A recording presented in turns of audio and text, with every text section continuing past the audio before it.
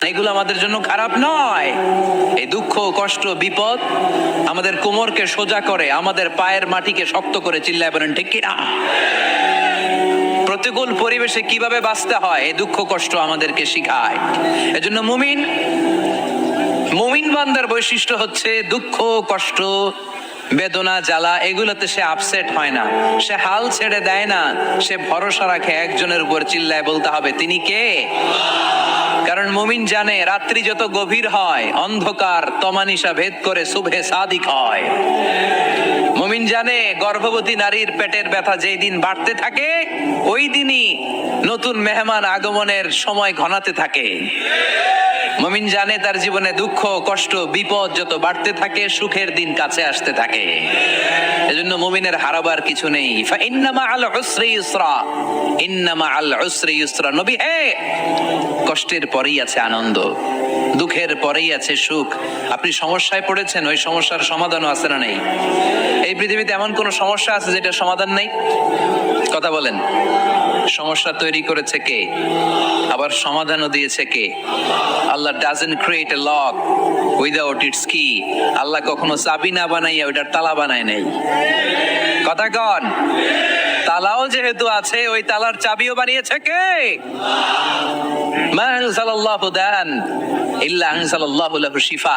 আল্লাহ দুনিয়ায় এমন কোন রোগ পাঠায় নাই যেই রোগের ঔষধ বানায় নাই, এমন কোন রোগ নাজিল করে নাই যেই রোগের কোন চিকিৎসা বানায় নাই, হয়তো সেটা আবিষ্কার হয় নাই। অনেকে ক্যান্সারের কথা বলতে পারেন যে হুজুর ক্যান্সার এমন রোগ, এই ক্যান্সার তার নাই কোনো অ্যান্সার, কিন্তু বিজ্ঞানীরা বলতেছে এটারও অ্যান্সার আবিষ্কৃত হচ্ছে। সুবহানাল্লাহ কইবেন না? কিছু কিছু ক্ষেত্রে হয়েও গিয়েছে। এজন্য দুঃখের পরেই আছে সুখ, কষ্টের পরেই আছে আনন্দ। এই দুনিয়াটাই এরকম, কষ্টের পরই আনন্দ। দেখবেন তারাবির নামাজ 20 রাকাত পড়তে কষ্ট লাগে না? কোমরে ব্যথা, হাঁটুতে ব্যথা, কিন্তু 20টা রাকাত যখন শেষ করে মসজিদ থেকে বের হই একটা আনন্দ আছে না নাই? কষ্ট করে পরীক্ষার জন্য প্রিপারেশন নিলেন আপনি কয়েক মাস, কিন্তু ফলাফল যখন ভালো হয় তখন একটা আনন্দ আছে না নাই? সারাদিন রোজা রাখলেন রমজানে, কি কষ্ট, তৃষ্ণায় গলা ফেটে যায়, কিন্তু ইফতারির সময় যখন রুহ আফজা শরবতটা খাই কেমন লাগে? একটা আনন্দ আছে না নাই? এজন্য আল্লাহ বললেন فإن مع العسر يسرا إن مع العسر يسرا। ও নবী, কষ্টের দিন মক্কায় অল্প কিছু দিন, মদিনাতে আনন্দের দিন অপেক্ষা করছে।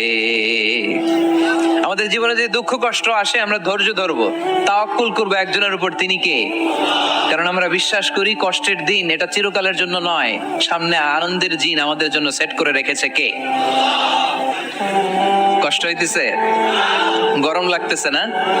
আমিও ঘামতেছি আপনাদের সাথে সাথে। অনেক গ্যাদারিং হয়ে গেছে, আসেন আল্লাহর নামে 3টা তাকবীর দেই, তারপর কোন 2টা গাইডলাইন তিনি বিশ্বনবীকে দিলেন ওই নির্দেশনা বাণীটুকু শুনে আজকে আমরা বিদায় নেব। আওয়াজ করে পড়তে হবে লিল্লাহে তাকবীর, লিল্লাহে তাকবীর, লিল্লাহে তাকবীর। গাইডলাইন নাম্বার 1, ফাইদা ফারাগতা ফানসাব। নবী আপনি যখন অবসর হন আপনি ইবাদতে মশগুল হন। ফানসাব ফিল ইবাদা, তাফসীর ইবনে কাসিরে এসেছে আপনি ইবাদতে মশগুল হন যখন আপনি অবসর পান। অবসর আল্লাহর দেয়া বড় নেয়ামত, এটা বিশ্বাস করেন? অবসর কিন্তু নেয়ামত। আমরা অনেকেই অবসর সময়কে কাজে লাগাই না, কিন্তু অবসর চলে যাওয়ার পরে যখন ব্যস্ত হয়ে পড়ি তখন বলি হায় রে, অবসরটা যদি কাজে লাগাইতাম। পরীক্ষার পরে 3 মাস ছুটি ছিল, এই 3 মাস অবসরে যদি পড়তাম তাইলে তো আজকে ভার্সিটিতে চান্স পেয়ে যেতাম, ঠিক কি না?